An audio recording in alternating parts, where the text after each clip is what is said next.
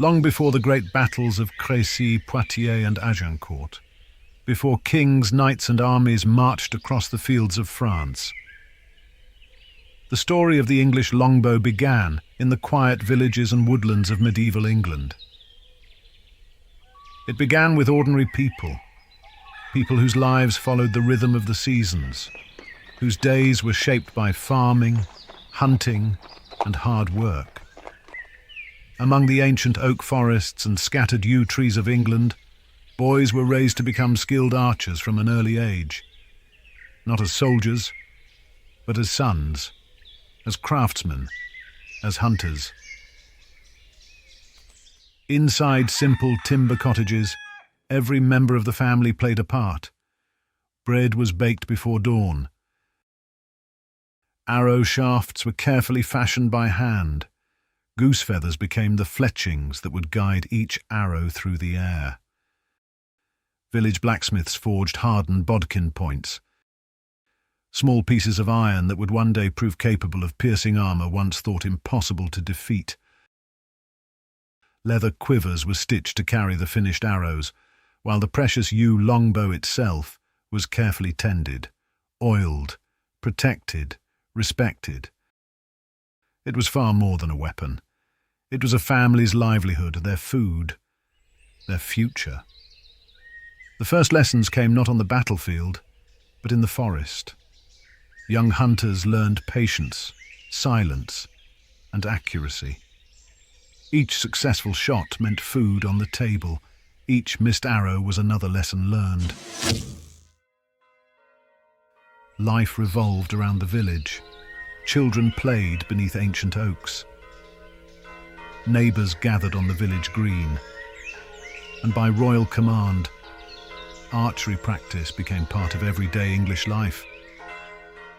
Sunday after Sunday, after church bells had fallen silent, men and boys gathered to draw the great bows, hour after hour, year after year. Strength was earned, not given. Across quiet country lane, through golden harvest fields, England was unknowingly preparing a generation unlike any Europe had ever seen. As the sun set across the English countryside, few could have imagined that these humble villagers would one day change the course of history forever. At first glance, the English longbow appeared almost ordinary, a single piece of wood, no steel, no gears, no complicated machinery, just a simple stave, carefully shaped by human hands. Yet hidden within that graceful curve was one of the most powerful handheld weapons the medieval world had ever known. Its secret began long before the bowyer ever lifted a tool. It began with the yew tree.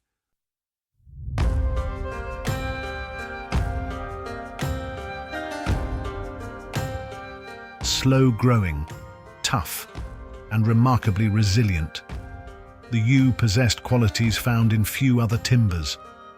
Nature itself had engineered the perfect combination. The pale outer sapwood stretched under tension, while the rich red heartwood compressed under pressure. Together, they formed a natural spring, a living design perfected over centuries of growth. Not every tree was suitable. A skilled bowyer would walk quietly through the woodland, studying each trunk with an experienced eye. Every twist, every knot, every growth ring told a story.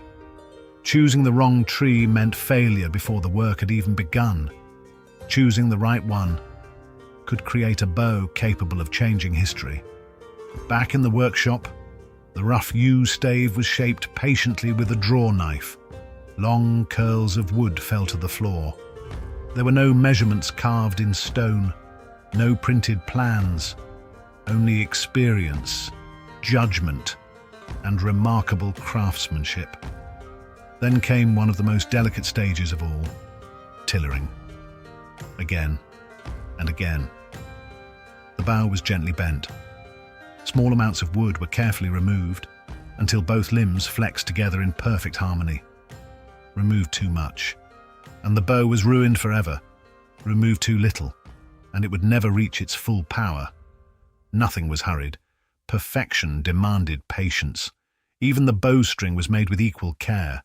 Strong linen fibers, twisted patiently by hand, and formed the connection between man and weapon, simple in appearance, yet capable of enduring astonishing forces. Finally, the work was complete. The finished war bow lay beside its arrows, elegant, beautiful, deadly. Many measured nearly 6 feet in length, and the most powerful required draw weights of well over 100 pounds. To the untrained man, drawing such a bow could seem almost impossible. Every muscle strained, the shoulders protested, the fingers burned. Most people simply lacked the strength. But years of practice transformed ordinary villagers into extraordinary archers. A trained longbowman could draw the great bow smoothly, anchor without hesitation, and release with astonishing speed, again and again and again. As England's need for longbows increased, even her own forests could no longer satisfy demand. Bundles of carefully selected yew staves began arriving by ship, imported from Spain, northern Italy, and the alpine forests of Europe.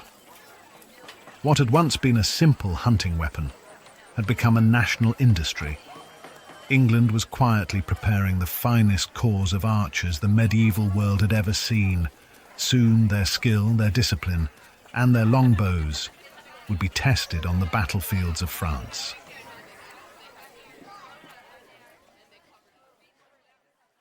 Across England, the King's proclamation was read aloud in every town and village. Able-bodied men, particularly those skilled with the longbow, were commanded to leave their homes and answer the call to arms. Refusal was not an option. Service to the crown was both a duty and an obligation. For many, the official summons arrived as a written warrant bearing the King's seal. Sons, farmers, craftsmen and labourers all knew what it meant. Ordinary lives would be interrupted by extraordinary events, and the familiar rhythms of village life would soon give way to the harsh realities of military campaign. On Sundays, parish priests gathered their congregations and repeated the King's command. In every churchyard, the message was the same. England was preparing for war, and the nation's finest archers were required to stand beside the King's army. The Church gave not only the order, but also the moral encouragement to fulfill it. The horn is sounded. Then came the unmistakable sound that echoed across fields and villages. The horn announced that the time for preparation had ended. Men left behind their homes, their families and their livelihoods. The long journey towards an uncertain future had begun. Equipment was checked with great care. Longbows were inspected for cracks, bowstrings tightened, and arrows counted. Every archer understood that reliable equipment could mean the difference between survival and death. There would be no opportunity for replacement once battle began. Columns of yeomen marched steadily across the English countryside. Day after day they covered many miles, carrying their bows, arrows, and simple provisions. Though drawn from humble backgrounds, these men represented one of the most formidable military forces Europe had ever seen. As more companies arrived, isolated groups became a single fighting army. Supply wagons, horses, and thousands of soldiers converged at appointed gathering places. What had begun as scattered villages answering the King's call was rapidly becoming a disciplined military force. Experienced commanders studied maps, discussed routes, and considered the challenges that lay ahead. Every decision affected thousands of lives. Timing, terrain, and discipline would prove just as important as courage once the armies finally met. Temporary camps sprang up wherever the army halted. Fires were lit, meals prepared, and watches assigned throughout the night. Around those campfires, Conversations often drifted back to families left behind and to the uncertain fate awaiting them beyond the next march. Before moving on, every bow, every arrow, and every piece of equipment received one final inspection. The English longbow was a remarkably simple weapon, yet in skilled hands it possessed devastating power. Confidence began long before the first arrow was ever released. Thousands upon thousands of arrows accompanied the army. Carefully crafted and stored, they would soon darken the skies above the battlefield. Each one represented months of skilled workmanship and would become an essential part of England's greatest military advantage. Final preparations continued quietly. Leather straps were tightened, boots adjusted, and clothing secured. There was little conversation now. Each man was left alone with his own thoughts as the moment of truth drew ever closer. Even after days of marching, the practice continued. Years of compulsory training had created remarkable skill, but discipline demanded constant repetition. Muscle memory would soon replace conscious thought when the command to fire was finally given. Before facing the enemy, many sought comfort in prayer. Priests blessed the assembled ranks, offering courage, hope, and reassurance. For some, these would be the final words of peace they would ever hear. As dawn broke across the countryside, the army waited in silence. Morning mist drifted across the fields where history would soon be written.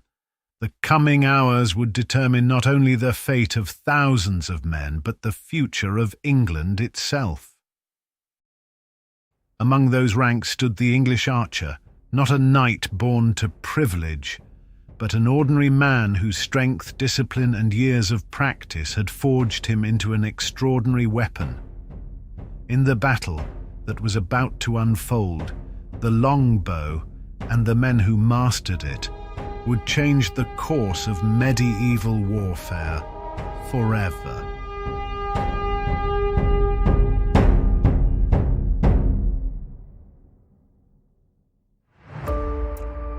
The morning air was heavy with anticipation. Across the open field, two armies stood facing one another in uneasy silence. Thousands of men waited, each aware that within the next few hours, many would never again see their homes, their families, or the fields they had left behind. For a few fleeting moments, the battlefield was almost peaceful. Then, history began to move.